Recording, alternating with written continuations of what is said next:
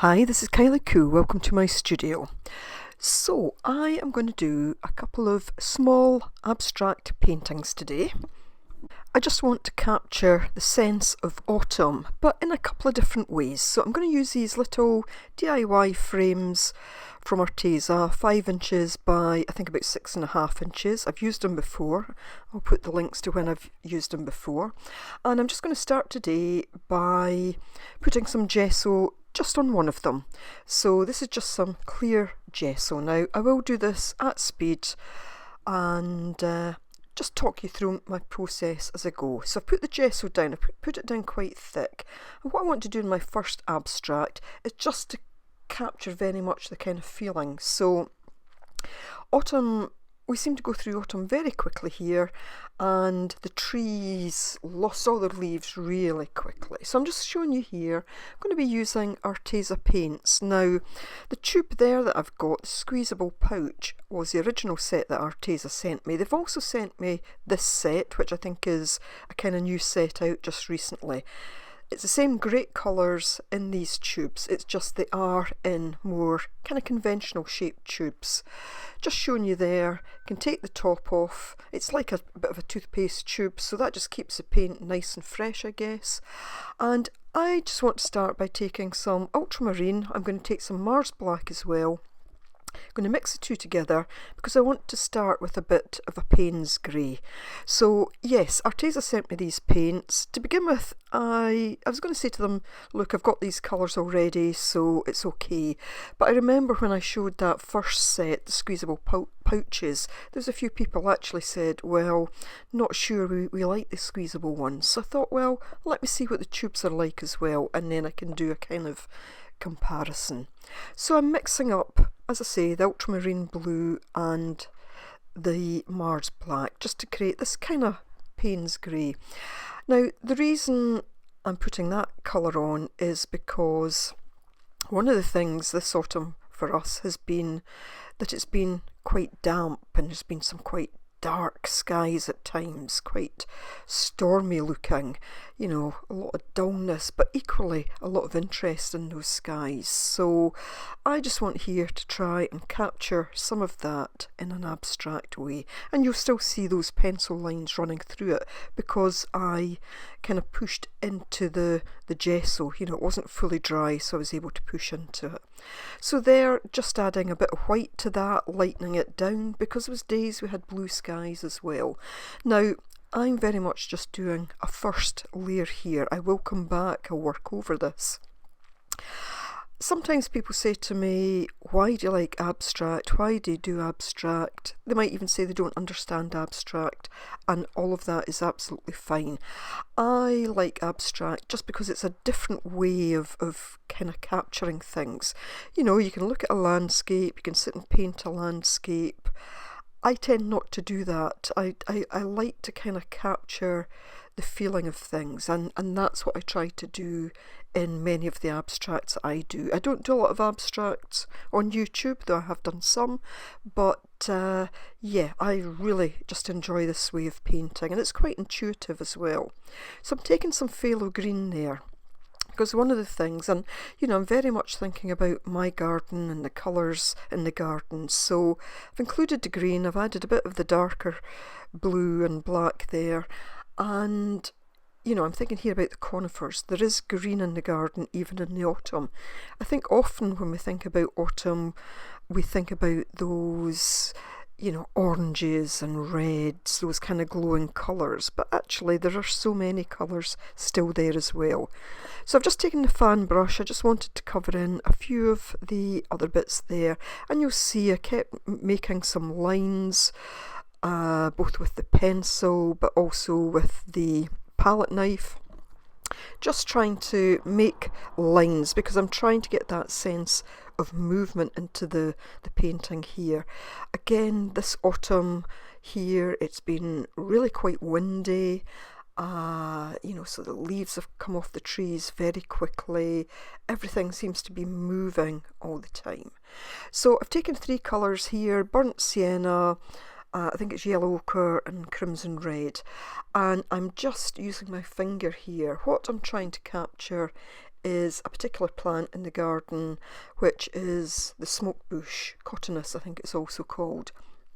And I'm also just trying to capture the notion of that moving in the wind, but also the leaves coming down off this tree. Now you see I go in there and I add some dark. And again, this is just kind of working intuitively. It just felt that that area needed to be a bit darker.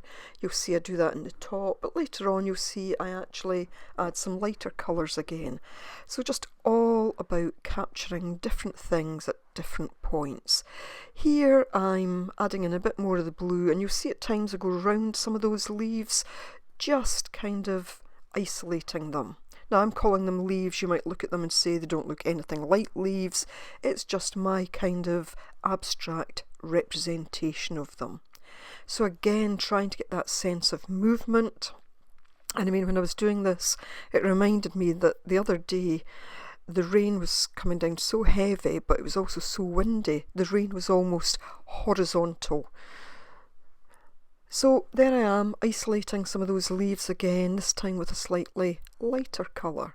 So these are all colours that for me, you know, I've seen reflected as autumn's gone on.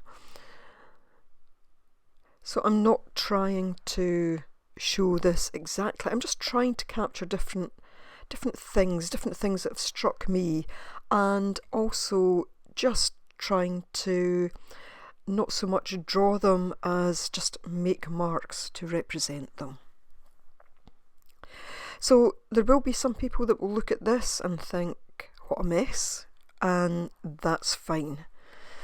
You know, art is in the eye of the beholder, and obviously for me this is something I enjoy doing, and it's not that every piece of art that I create that I say I like it. Often I don't, and in fact when I get to the end of this one I'm not actually sure that it's finished. Here I've just taken a small paintbrush and I'm just painting in some of those, the kind of branches and twigs on the tree, not necessarily trying to make this look like a tree. I just want to capture that sense of all those bits and pieces just, you know, coming up. Here I've just taken an awl, and again I'm just scratching into that. I very much want to do that. Now, big step here, I took the that kind of brown, the burnt sienna, I think it was, watered it down a lot, and I'm just putting that straight over the canvas. And what I'll do in a minute is I'll start to knock it back again. But what this does is it starts to go into those scrape marks, into the scratches that I made, and just adds that bit more interest. I did it a second time there, and you can see it starting to sit in there. So very much a representation of the movement, of the colours, and just a sense of what I was feeling about autumn. So now I'm taking some gold, and I guess here this is kind of very much paying homage to the light that dances on some of the leaves, for example. You know, when the light hits the smoke bush, it's absolutely amazing. So just trying to pick up there that sense of light hitting things.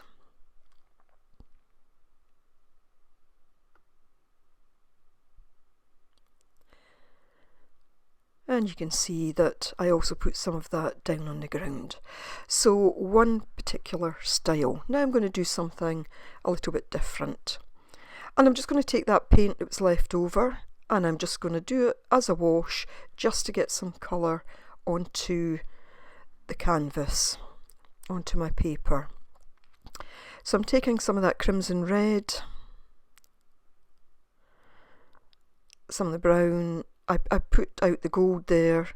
I'm going to put out yellow ochre as well. I realised I hadn't put it out. And I'm just going to take a different approach to an abstract here. And that's the thing about abstract. It's the thing about any style of painting. You know, make it your own. You can make each individual piece different. It doesn't have to be the same style all the time. And that's something I very much enjoy about art. I like trying different styles, and you know, as an artist, I feel that every so often my style changes quite significantly, and I almost feel at the moment that I'm on the kind of cusp of a change in style. The funny thing is, I haven't done as much actual kind of painting this year as I would normally do. I don't know why that is. I have done some, but not as much as usual, so I was really quite pleased just to sit down and, you know, as I say, not everything needs to be a work of art. I don't need to like everything that I create, but it's just about getting paint down, getting it moving, trying to capture things. Even if I don't do anything with these, I can go back to them in future and just say, well, what was it that I was trying to do here? What was it I was trying to capture? Is there anything about this that I like? Do I want to replicate it? And you know, at the end of the day, if I decide, no, I don't like this at all, then I just paint over it and I reuse the canvas. So you see there, very much put blocks in here. I'm taking a piece of sandpaper just because I like things to be slightly distressed, and you know, just kind of getting in a few scratch marks again. Now, one of the good things about this paint is it's very durable. It was actually quite difficult to try and get some scratch lines into it when it was actually dry. I didn't like that there was only 6 squares there, so you will see that I had another little bit on. It just felt to me like it needed to be an uneven number. So I've got a very fine detail brush here. This is also one from a set from Arteza.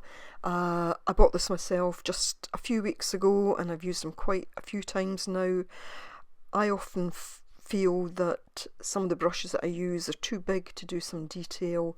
That though was just what I was looking for.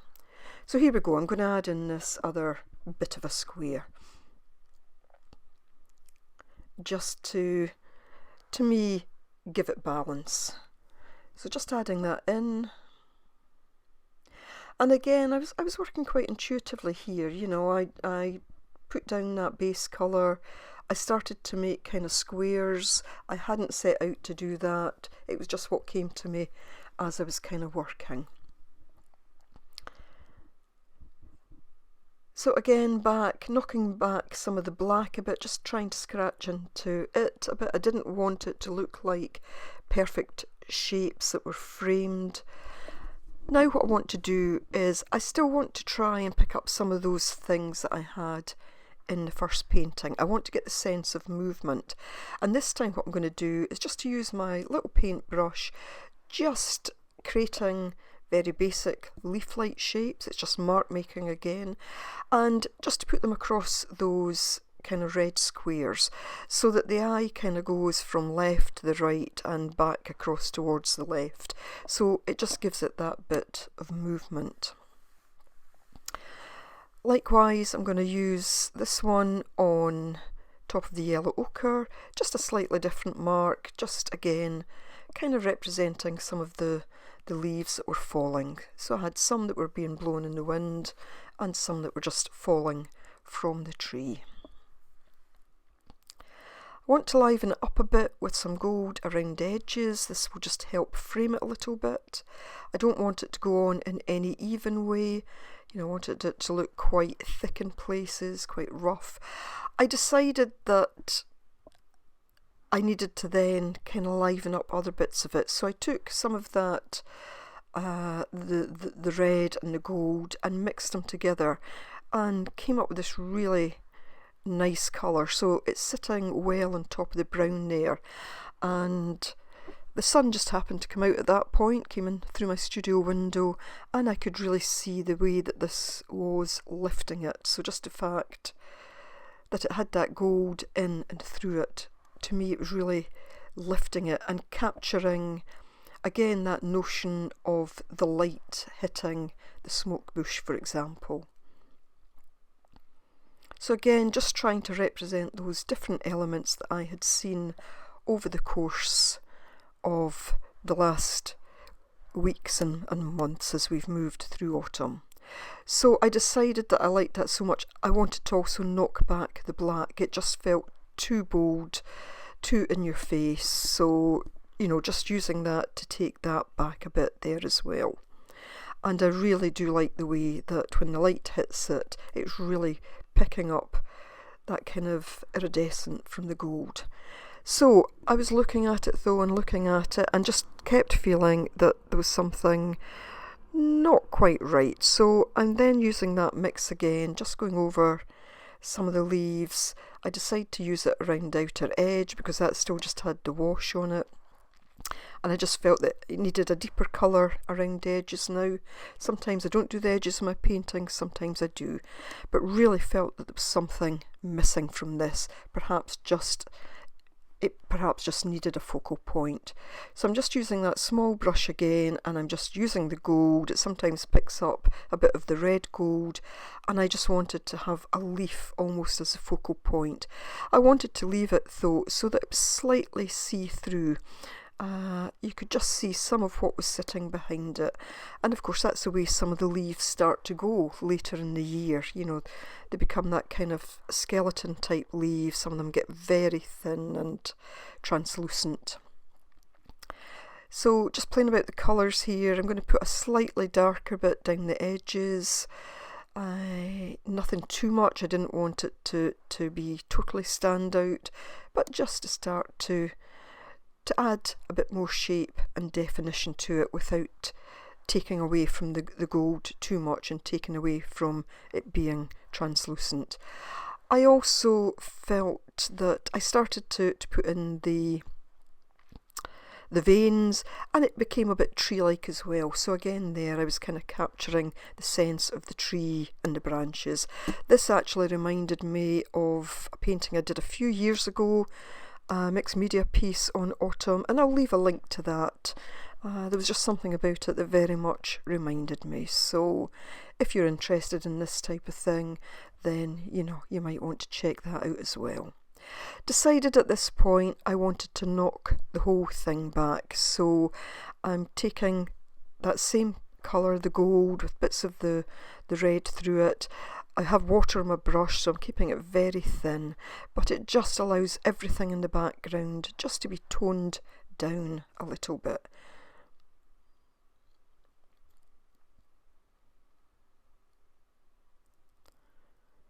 Just using an old brush there. It's what I would call a scrubby brush because the bristles are worn down, but it's quite a soft one, this, so lifting little bits and pieces of it off, and again you can see the light hitting it. So here we have the two pieces. The one on the left I might go back and do some more work on it, the other one too perhaps. So there we have both types of container with the paint. Paint inside is the same great paint as always, there is no difference, same colours. This pouch is squeezable, it means you can get every last drop out of it, and well, I have a way of getting every last drop of paint out of things anyway, so I think it's down to personal preference as to whether you prefer, the kind of soft, squeezable pouch or the more traditional tube. It really doesn't matter. I did like that these had the little bit of foil on the top. I just feel that, it means that when these come to you, the paint, and it's going to be fresh, it's not going to have any exposure to air up until the point you open it. So both stand up very well. I tend to keep these paints in their boxes anyway, and it just helps me keep them tidy.